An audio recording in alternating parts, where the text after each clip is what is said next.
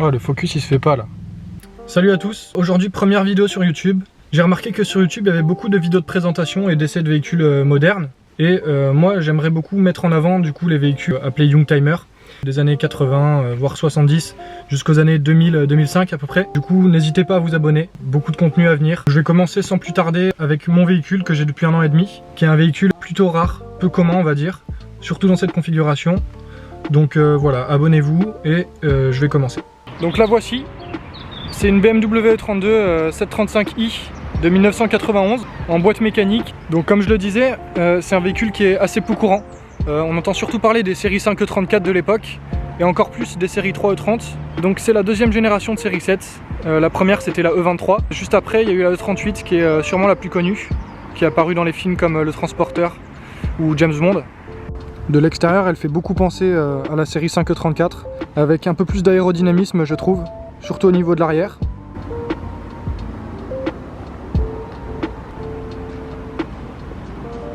Sur la mienne, tout est d'origine, à part les jantes qui ont été changées par des Steel 5 en 16 pouces. D'origine, c'est du 15 pouces. Je vais vous parler du moteur sans plus attendre. Donc c'est pas un V8 ou un V12, c'est un 6 cylindres en ligne de 3,5 litres atmosphérique. Pour beaucoup, ça peut paraître assez light pour une série 7, mais selon moi, c'est ce qui apporte justement une touche de sportivité à cette série 7. Et en plus de ça, je trouve que le 6 cylindres en ligne, c'est un peu ce qui fait l'identité de BMW, surtout à l'époque. Le moteur, c'est le fameux M30B35 qu'on retrouve également dans les séries 5 et aussi dans les séries 6 de l'époque. Il développe 220 chevaux et 320 Nm de couple.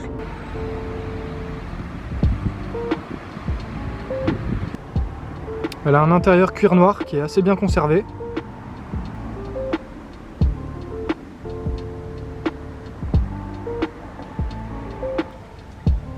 C'est forcément hyper confortable, surtout à l'arrière.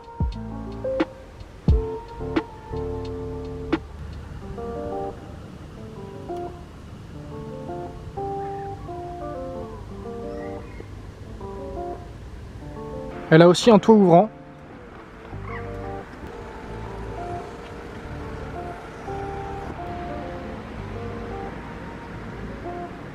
Les sièges sont réglables électriquement. Et il y a même l'appui-tête qui est électrique, donc petit détail amusant pour l'époque. Ouais, quand tu pouvais régler ton appui-tête électriquement à l'époque, tu savais qu'en un appel tu pouvais tout faire péter quoi. Ça c'est des potes à moi, Cosmos Vision, donc ils ont aussi leur chaîne YouTube, je vous la mettrai en description, donc n'hésitez pas à aller les suivre. Pour le coffre, forcément, il y a beaucoup de place. La petite caisse à outils qui est presque complète. Clairement le coffre, je peux me coucher dedans, donc il y a vraiment beaucoup de place. C'était l'idéal pour transporter des corps à haute vitesse. Waouh, waouh, waouh, waouh, waouh, waouh, on se calme là. Il y a aussi le silencieux arrière qui a été vidé. Le son est très métallique du coup, donc ça c'est propre à BMW je pense.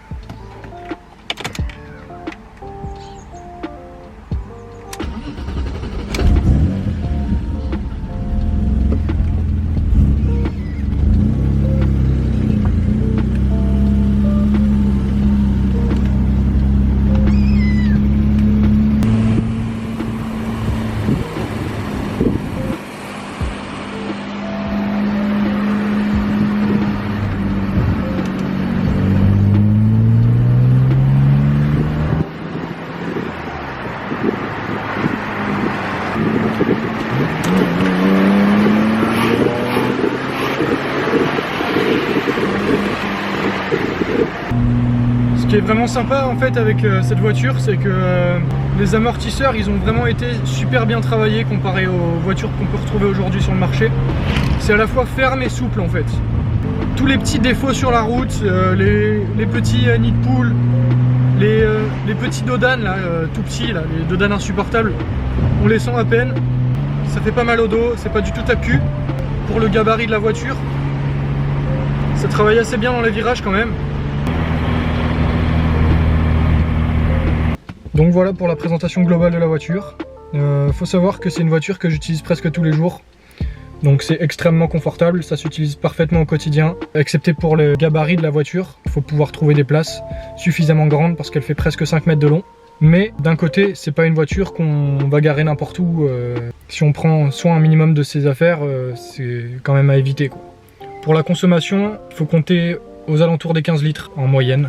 C'est quand même assez important comme consommation au vu des performances de la voiture. Mais le plaisir de conduite est bien présent. C'est vraiment une voiture que j'adore conduire au quotidien. Il faut la conduire au moins une fois pour comprendre, je pense.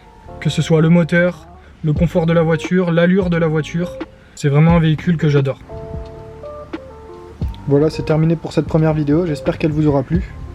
N'hésitez pas à vous abonner à la chaîne. Retrouvez-moi aussi sur Instagram. IamBastman, je vous le mets juste en bas de l'écran. Contactez-moi via Instagram si vous voulez passer sur ma chaîne pour présenter votre voiture. Allez, salut!